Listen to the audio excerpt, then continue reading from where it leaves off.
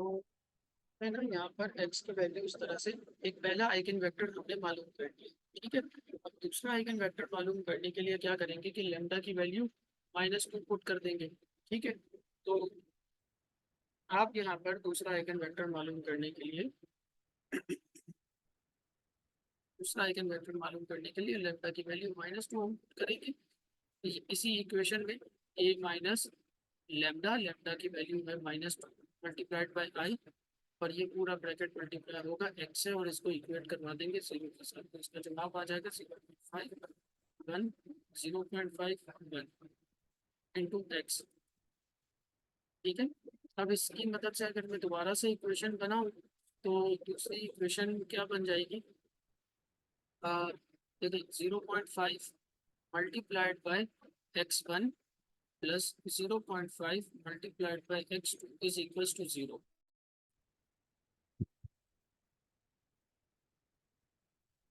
मैं ये कह रहा था कि यहाँ पर आप देखें कि 0.5 और 0.5 इक्वेशन की लेफ्ट और राइट हैंड साइड पर है, तो ये कैंसिल हो जाएगा और फाइनल फॉर्म हो जाएगी x1 is equals to -x2, ठीक है।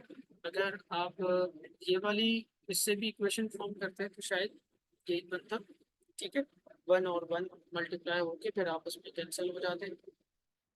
तो अब यहाँ से जो दूसरा आइगन वेक्टर है उसको, इसको पहले वाले से डिस्टिंग्विश करने के लिए आप इसको x1 x2 या कोई और सिंबल का नाम दे सकते हैं।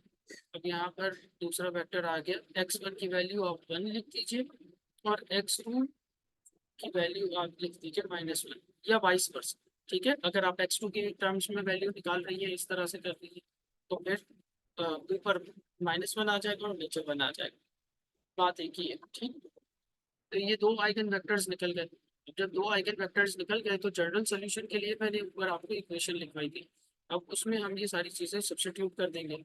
इनिशियल कंडीशन में हमें वोल्टेज दिया हुआ था, मैंने ऊपर लिखा भी था, यहाँ पर मैं आपको दोबारा से बता देता हूँ याद दिलाने के लिए, कि यहाँ पर इनिशियल वोल्टेज हमें दिया हुआ था, ये के साथ है V1 का, और V2 का वोल्टेज है 6। इसको अगर मैट्रिक्स की फॉर्म में लिखूं तो ये हो जाएगा कुछ इस तरह से, ये कुछ इस तरह से हो जाएगा P, यानी ये वोल्टेज का भी है, sorry, at zero time is equal to 0, पहली वैल्यू होगी 7 और दूसरी वैल्यू होगी 6। तो ये हमें वैल्यूज दी हुई थी क्वेश्चन में, ठीक है ना। अब जर्नल सोल्यूशन निकालने के लिए जो इक्वेशन मैंने लिखी थी मैं दोबारा लिख रहा हूँ यहाँ पर, वी टी यानी ये वोल्टेज का भी है, और C1 मल्टीप्लाइड बाई x1 होता है, x1 आपने मालूम कर लिया है तो यहाँ पर उसकी वैल्यू पुट कर देते हैं, ये है 0.5 और 1। और फिर लेमडा 1 की वैल्यू क्या थी, हमने मालूम कर ली थी, वो ऊपर से देख के यहाँ लिख रहे हैं, मल्टीप्लाइड बाई डी। फिर C2, और यहाँ वैल्यू आई है 1 -1, लेमडा 2 की वैल्यू है -2 मल्टीप्लाइड बाई डी। अब इनिशियल कंडीशन आपको गिवन है, तो आप क्या करें कि इनिशियल कंडीशन में यहाँ पर 7 और 6 पुट कर दें। 7 और 6 कब वैल्यू है, जब time t is equals to क्या हो, 0 हो। तो यहाँ पर भी C1 मल्टीप्लाइड बाय 0.5 इंटू 1, और एक्सपोनेंशियल की पावर -0.5 मल्टीप्लाइड बाय 0 हो जाएगा, टाइम की जगह 0 पुट कर रहे हैं, ठीक है। और फिर C2 1 -1, और एक्सपोनेंशियल की पावर 2 मल्टीप्लाइड बाय 0। अब जब आप इसको सॉल्व करोगे ना, एक्सपोनेंशियल 2 की पावर, यहाँ क्या लिखा हुआ है 0.5 मल्टीप्लाई बाय 0, तो 0 से मल्टीप्लाई होकर ये भी 0 हो जाएगा, और किसी भी चीज़ की पावर 0 हो जाए तो वो 1 के बराबर होता है, इसलिए ये वाला पूरा फैक्टर एलिमिनेट हो जाएगा। आप चाहे तो कैलकुलेटर स्पीड करके चेक कर लीजिएगा, और फाइनल इक्वेशन आ जाएगी C1 multiplied by 0.5 1 plus C2, यहाँ पे भी 0 से मल्टीप्लाई होके ये 1 हो जाएगा, और 1 मल्टीप्लाई बाय, ये तो जवाब पे कोई फर्क नहीं पड़ेगा। और यहाँ वैल्यू क्या लिखी हुई है, 7 और 6। अब हम इसकी इक्वेशन बना के इसको इक्वेट कर देंगे, सही है। इक्वेट करेंगे तो क्या वैल्यूज आ जाएंगी, इक्वेट करेंगे जब जब आप इसे इक्वेट करोगे तो देखिए, पहली वैल्यू हो जाएगी 7 is equals to C1 multiplied by 0.5, plus C2 1 से मल्टीप्लाई होगा तो यही जवाब रहेगा, उसको इक्वेशन 1 का नाम दे दीजिए। फिर दूसरी हो जाएगी 6 is equal to C1 minus C2 -1 से मल्टीप्लाई होने के बाद। ये है इक्वेशन नंबर 3। अब जब इन दो इक्वेशंस को आप सॉल्व करोगे, देखिए put put value of equation 2 की वैल्यू आप पुट कर दीजिए इक्वेशन 1 में, तो जवाब मिल जाएगा आपको C2 का, और C2 आ जाएगा 8/3। और ये वैल्यू C2 की जब आप इक्वेशन नंबर ये वैल्यू C2 की जब आप इक्वेशन नंबर 1 में पुट करोगे, या let's say put in equation 2, किसी भी इक्वेशन में जब आप पुट करोगे तो C1 की वैल्यू आ जाएगी 26/3। तो हमें ये दोनों कॉन्स्टेंट्स भी पता चल गए इनिशियल कंडीशन पुट करने के बाद।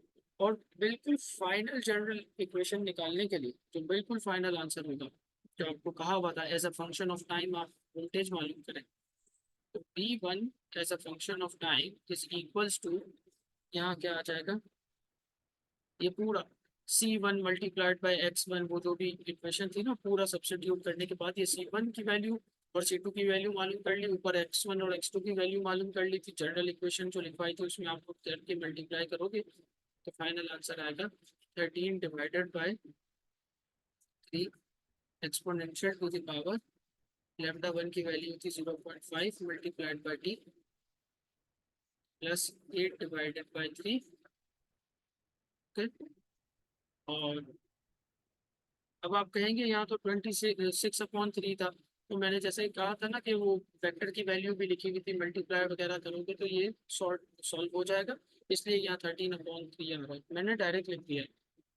तो एक्सपोनेंशियल टू द पावर -2 और V2 हो जाएगा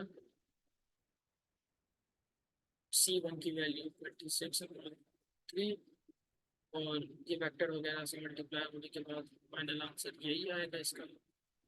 और यहाँ चूंकि -1 था, शायद -1 होने की वजह से प्लस माइनस माइनस आ जाएगा, और इधर 8/3 एक्सपोनेंशियल टू द पावर λ2 की वैल्यू थी 2 मल्टीप्लाइड बाई t। तो ये आपका आंसर आ गया। काफ़ी ज़्यादा लेंथी प्रॉब्लम था और था भी ये फिजिक्स का, तो मेरा नहीं ख्याल कि इस तरह के क्वेश्चंस आपके पेपर में आएंगे, लेकिन एक्सरसाइज में देखा तो ये क्वेश्चन मैंने ऐसा करवा दिया था। दूसरा जो क्वेश्चन वो इसी तरह का है, और उसमें कैलकुलस की और ज़्यादा नॉलेज लगेगी, इसलिए मैंने अभी फ़िलहाल इसको स्किप कर दिया है। अगर आप कहेंगे तो मैं फिर अलग से आपको बाद में रिकॉर्ड करके सेंड कर दूँगा, लेकिन ऐसा कोई बहुत ज़्यादा ज़रूरत नहीं है। ये भी इसलिए करवा दिया कि अगर इस तरह का कोई क्वेश्चन आ जाता है पास होगा, तो क्या होता है पेपर में आधा सॉल्व करके दे देते हैं और कहते हैं कि वहाँ से आगे कंटिन्यू करें। तो ये कि आपके जहन में हो कि किस तरह से ये इस तरह की क्वेश्चन सॉल्व होती है। बाकी मेरा नहीं ख्याल कि ये पेपर में इस तरह के क्वेश्चन आएंगे। Okay, thank you very much. ये था लेक्चर नंबर 34। इससे आगे लेक्चर नंबर 35 जो भी है वो मैं इंशाल्लाह फिर आपको शेयर करूँगा।